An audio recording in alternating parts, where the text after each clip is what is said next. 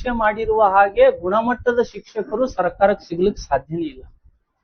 ಒಂದು ನಾವು ಸರ್ಕಾರ ಕಳ್ಕಳಿ ಮನವಿ ಮಾಡ್ಕೊಳ್ಳೋಣ, ಏನಂತಂದ್ರ ನೀವು ಬಿಟ್ಟಿರಿ ಈಗಾಗಲೇ ಏನಂತಂದ್ರ KSL ಒಳಗ ಇದೇ ರೀತಿ ಮಾಡಲ್ ಕ್ವಶನ್ ಪೇಪರ್ ಇರ್ತದ ಅಂತ ಹೇಳಿ. ಮತ್ ಇದಕ್ಕ ಮುಂಚಿತವಾಗಿ ಏನ್ ಬಿಟ್ಟಾರ ಅಂತಂದ್ರೆ ಸಿಲೆಬಸ್ ಅನ್ನ ಬಿಟ್ಟಿರುವಂತದ್ದು. ಬಟ್ ಆ ಸಿಲೆಬಸ್ ಅನ್ನ ನಾವು ಗಮನಿಸಿದ್ದೆ ಆದ್ರ UPSC ಲೆವೆಲ್ಗೆ ಸಿಲೆಬಸ್ ಅನ್ನ ಫ್ರೇಮ್ ಮಾಡಿರುವಂತದ್ದು. ಬಟ್ ನೀವು ಸಿಲೆಬಸ್ ಹೆಂಗನು ಬಿಡ್ರಿ, ಇಂಟರ್ನ್ಯಾಷನಲ್ ಲೆವೆಲ್ ಬಿಡ್ರಿ, ಬಟ್ ನಾವು ಓದಕ್ ರೆಡಿ ಇದ್ದೀವಿ. ಬಟ್ ಈ ಮಾಡಲ್ ಕ್ವಶನ್ ಪೇಪರ್ ನೋಡಿದಾಗ ಸ್ವಲ್ಪ ನಮ್ಗೆ ಏನಾಗ್ಯದ ಅಂತಂದ್ರೆ ಅಸಮಾಧಾನ ಆಗ್ಯದ.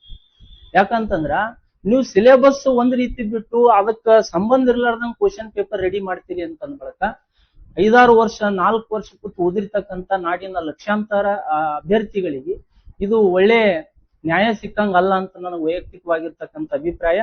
ಹಾಗಾಗಿ ಒಂದು ಗುಲ್ಬರ್ಗ ಡಿಸ್ಟಿಕ್ ದಿಂದ ನಾ ಒಂದು ಸಂದೇಶ ಕೊಡ್ಲಿಕ್ಕೆ ಇಷ್ಟಪಡ್ತೀನಿ. ಆನ್ಲೈನ್ ನಲ್ಲಿ ನೋಡ್ತಕ್ಕಂಥ ಸ್ಟೂಡೆಂಟ್ ಕೂಡ ಗಮನಿಸಬೇಕು.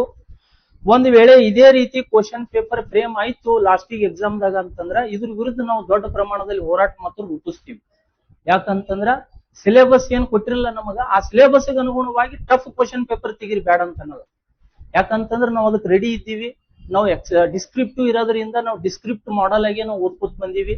ನೀವು ಹೇಳಿಕೆ ರೂಪದಾಗ ಕ್ವಶನ್ ಕೇಳ್ರಿ, ನೀವು 1 ಲೈನ್ ಸ್ಟೋರಿದಾಗ ಕ್ವಶನ್ ಕೇಳ್ತೀರಿ ಅಂತಂದ್ ಬಳಕ ಮತ್ತೆ ಈ ಕ್ವಶನ್ ಗಳನ್ನ ಇಡೋದ್ರ ಮೂಲಕ ಯಾವ ರೀತಿ ನೀವು ಗುಣಮಟ್ಟದ ಶಿಕ್ಷಕರನ್ನ ಆಯ್ಕೆ ಮಾಡೋಕ ಸರ್ಕಾರ ಸಿದ್ಧತೆ ಮಾಡ್ಕೊಂಡದು ನಮಗಂತೂ ತಿಳಿತಾ ಇಲ್ಲ.